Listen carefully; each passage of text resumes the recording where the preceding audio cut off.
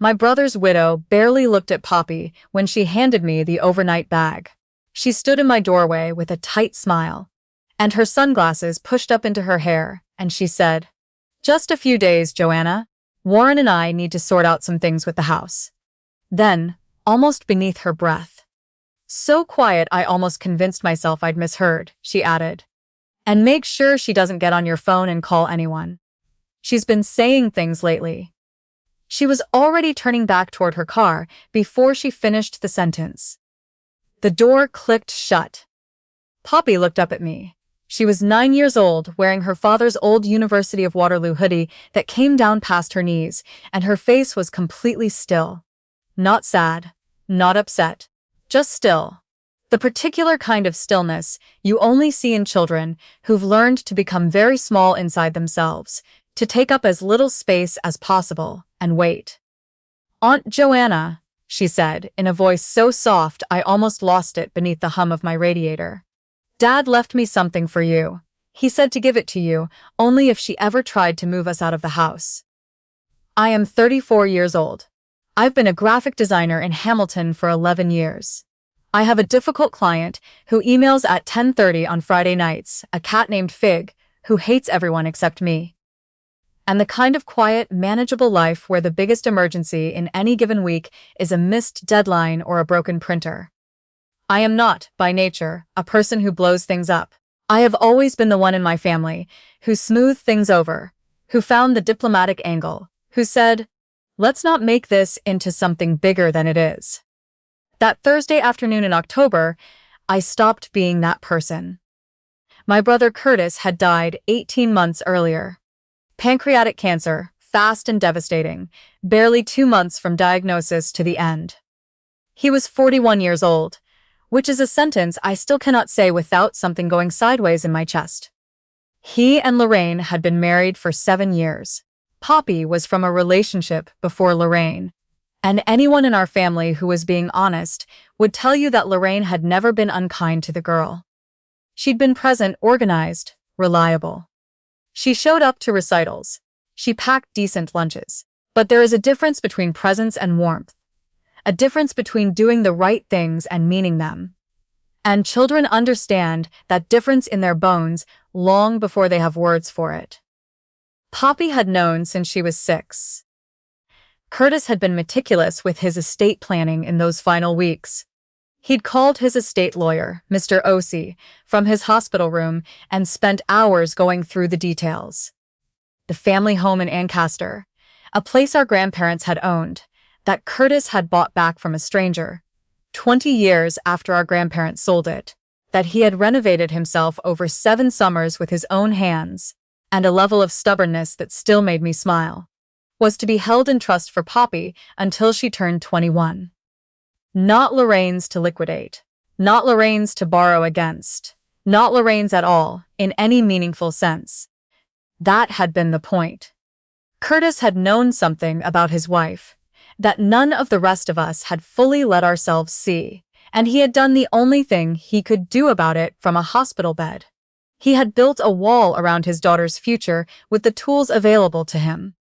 He had also left her a sealed envelope. Poppy pulled it from the front pocket of her overnight bag. A standard white business envelope, taped shut twice. My name written across the front in Curtis's handwriting. The particular way he looped the J in Joanna, the same way he'd been writing it since I was 7 years old, getting birthday cards from my big brother. Hit me somewhere behind the sternum. I sat down at the kitchen table.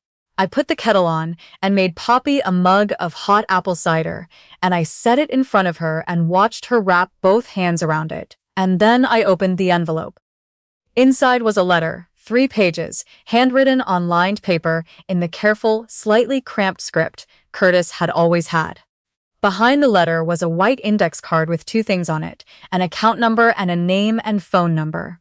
Mr. Ossie, estate lawyer, direct line. I read the letter once straight through without stopping. Curtis wrote that he was afraid. Not of dying, he'd found a kind of peace with that, he said, in the particular way that only people who are genuinely dying seem to manage. He was afraid for Poppy. Over the year before his diagnosis, He'd noticed Lorraine asking questions about the house's assessed value, mentioning the Ancaster real estate market, talking about the future in ways that nagged at him. He hadn't been able to prove intent, but he knew the way Lorraine's mind worked when she was planning something.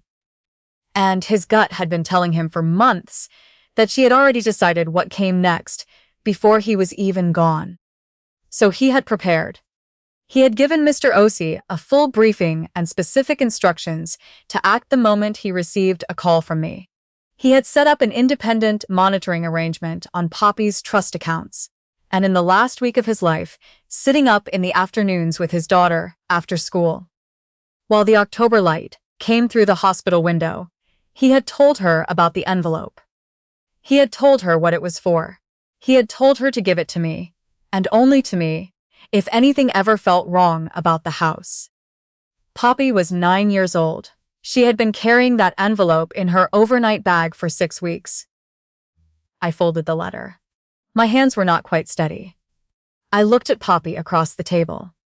She was watching me with those careful, patient eyes, and I kept my voice even and asked her, as casually as I could manage, whether Lorraine had said anything recently about the house. She nodded, matter of fact. She and Warren have had people come look at it a few times. She said we're going to move somewhere smaller. She said it's what Dad would have wanted to simplify. Poppy turned her mug slowly in her hands. But Dad told me the house is mine.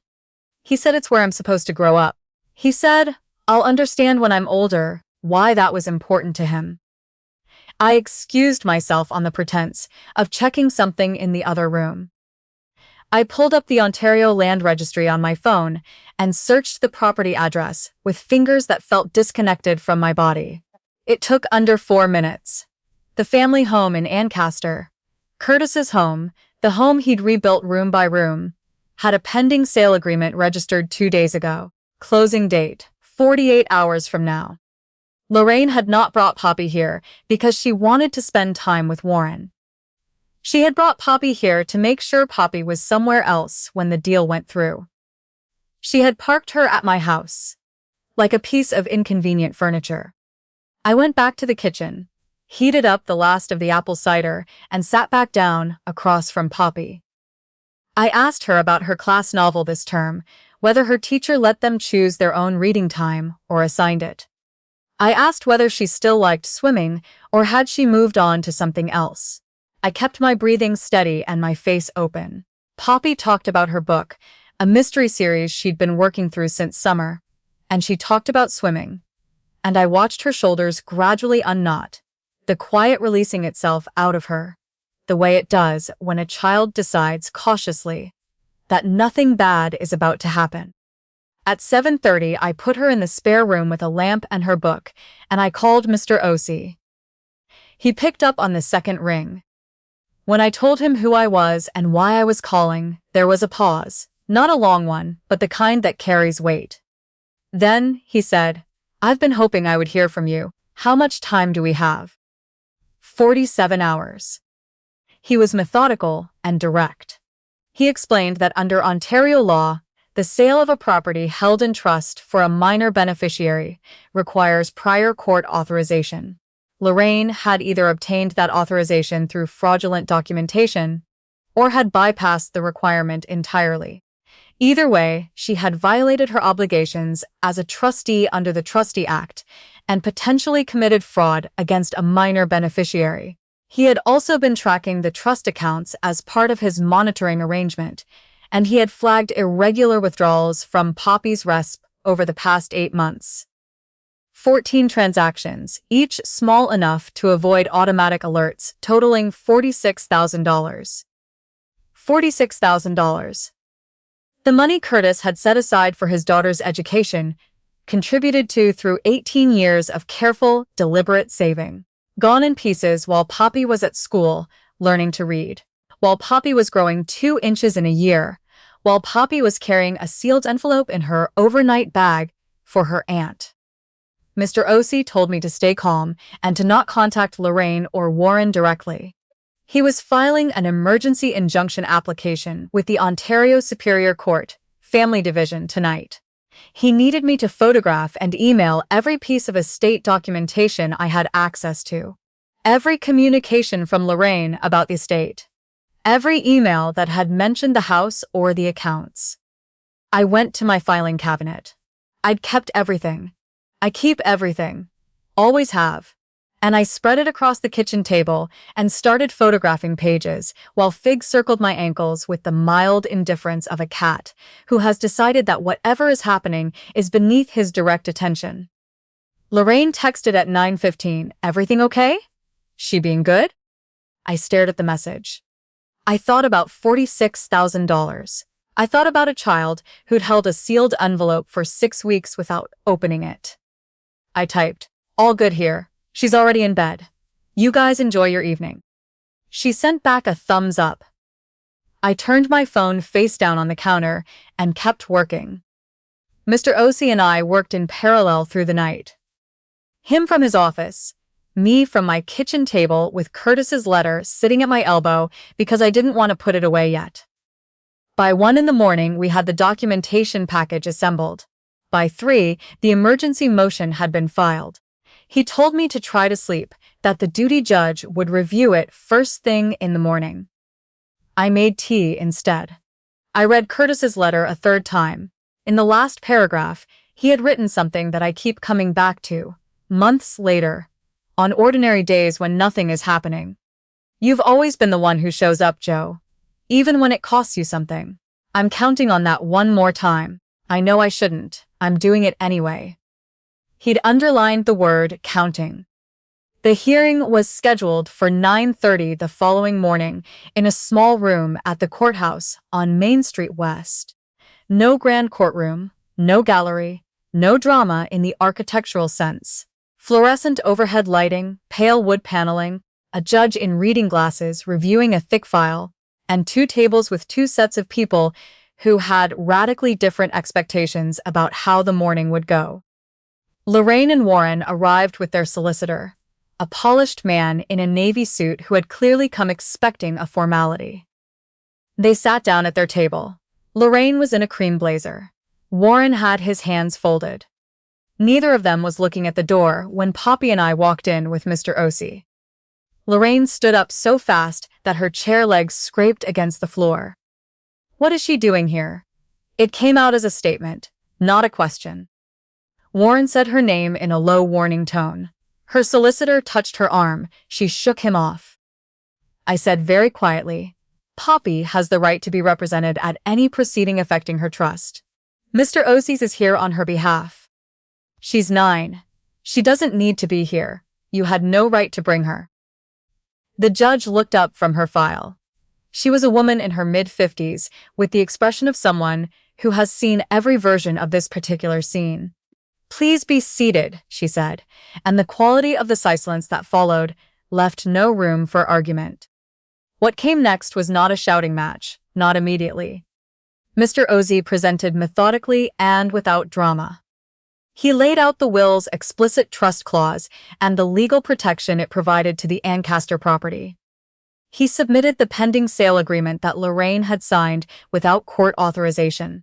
He presented the RESPEAK withdrawal records in chronological order. 14 transactions, 8 months, $46,000.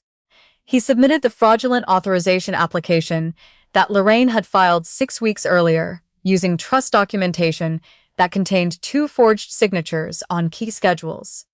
Curtis signatures, on documents dated 4 weeks after he died. The room went very quiet. The judge reviewed the withdrawal records without speaking. Then she reviewed the forged document. Then she looked up, and whatever expression had been on her face at the start of the hearing was gone, replaced by something considerably colder. Lorraine's solicitor made 2 attempts to intervene. The second time, Warren leaned toward him and said something in a low voice. The solicitor actually shifted away from him in his chair, which is not something lawyers generally do. Then Warren straightened up, cleared his throat, and addressed the judge directly. He said that he had not been aware that any of the trust documentation had been falsified. He said he had relied entirely on Lorraine's representations, about the estate structure and had no independent knowledge of the account irregularities. He said he wished it entered into the record that any fraudulent conduct was solely attributable to decisions she had made without his knowledge or consent. I watched Lorraine's face. She turned to look at him slowly, and what moved across her expression in those 2 or 3 seconds, the shock, the fury, and underneath both of those something that looked almost like loss, was something I won't forget for a long time. Then she turned away from him and looked straight ahead, and she didn't look at him again. The judge ordered an immediate freeze on every account tied to Curtis's estate. She voided the pending sale agreement. She referred the matter to the appropriate authorities for investigation under the Trustee Act, and directed that the fraudulent authorization filing be forwarded for criminal review. Warren's accounts were frozen, pending an assessment of his involvement, his last-minute disclaimer notwithstanding. Then the judge looked at me directly and asked whether I was prepared to apply for interim guardianship of the child. I had been thinking about this since 2 o'clock in the morning. I had thought about my spare room full of storage boxes and my irregular freelance schedule, and the fact that I genuinely did not know how the school lunch system worked. I thought about Curtis writing, "You've always been the one who shows up at 3 in the morning in a hospital room," with the particular precision of someone who knows exactly how much time they don't have. "Yes," I said, without question. The weeks after that were thorough and complicated in the way real things generally are. There were social worker home visits, and family court paperwork, and a background check that involved my dentist being contacted for reasons I still don't fully understand. The RESC funds were frozen before Lorraine had time to move most of what remained. The fraud investigation moved quickly. Most of the withdrawn money was traced into a joint account she and Warren had been maintaining, an account that Warren cooperated fully in disclosing once he understood the alternative. They are no longer together, from what I understand. That ended in the courthouse parking lot, roughly 10 minutes after the hearing, in a conversation I wasn't present for, but that Lorraine's solicitor later described to Mr. Osei as memorable. Lorraine's trial is scheduled for the spring. She has maintained throughout that she was managing the estate in the way she believed Curtis would have wanted, which is a sentence that does something specific to me every time I hear it reported back. The Ancaster house, Curtis's house, Poppy's house, is still there. The courts placed it under an independent trustee with oversight structures that are considerably more robust than what Lorraine had been operating under. For now it's being rented out, and the income is going into Poppy's new protected account, adding back what was taken. Poppy has been living with me since November. We painted the spare room together on a cold Saturday in December, a pale yellow she picked out from 12 sample swatches she'd studied with the same seriousness she brings to most things. We argued companionably about curtains for 2 weeks. She wanted blue. I wanted yellow to match the walls, and we ended up with white with yellow trim, which neither of us had originally proposed, and which both of us privately think was the right call. Fig, who, as I mentioned, hates everyone, has made a complex and reluctant exception for Poppy, and can often be found asleep at the end of her bed in a position that suggests he got there accidentally, and is simply waiting for the right moment to leave, which hasn't come yet. She's back in school. She'd missed several weeks in the autumn, a detail that emerged during the investigation, and that I try not to sit with for too long because of what it does to my ability to think clearly. But she's caught up, mostly, or catching up. Her teacher told me at the December interview that she has a strong memory and a real gift for drawing. I don't know why that surprised me. Her father could draw anything. I put the Christmas tree up last week. Poppy helped, handing me ornaments from the box one at a time, with her characteristic combinations of efficiency and commentary. Near the end, she reached into the overnight bag she still keeps in her closet, the one from October, the one she'd carried into my house that Thursday afternoon, and took out a small ceramic star. It had a little hook, faded gold, and a crack along one edge that had been repaired with clear glue. It had hung on Curtis's tree every year since before Poppy was born, and she'd packed it in her bag 6 weeks ago, along with the envelope. She hung it near the top of the tree. She stepped back and tilted her head and looked at it for a long moment. "Dad would like your tree," she said. I told her I needed to check on something in the kitchen. I stood at the counter until I was sure my face was in order. Then I went back out and we made popcorn and watched something on the television. And Fig sat between us on the couch with the expression of a cat who has never, not once, wanted to be exactly where he is. I think about Poppy carrying that envelope sometimes, on ordinary days when I'm making dinner or waiting for a file to upload. 6 weeks. She'd known what was in it. She'd known what it was for. And she hadn't opened it. She hadn't read it. She'd just kept it safe, the way her father had asked, and waited for the right time to hand it to the right person. I think about what Curtis must have felt, putting that kind of trust in a 9-year-old, because he didn't have any other options. I think about what it cost him to know he was leaving, and to do it anyway, methodically and carefully, and without anyone to help. I wish I could tell him how she handled it. Here's something I've been sitting with lately. People talk about family like it's a fixed thing, like it was decided at birth and that's it. But I've started to think it's more of a choice you keep making, or don't make. Lorraine chose not to make it. Curtis made it all the way to the end, past the point where most people would have given up trying to plan anything. And Poppy made it by carrying an envelope for 6 weeks, 9 years old, without opening it. Some people show up, and some people don't. I think most of us know, somewhere, which kind we want to be. The harder question is whether we'll still be that person when showing up costs us something. What would you have done if someone in your family was quietly stealing from a child? Someone who couldn't see it happening and couldn't stop it alone. Would you step in, even if it meant destroying the pieces? Or would you find a reason to stay out of it? Tell yourself it wasn't your business? I genuinely want to know. Leave me a comment below.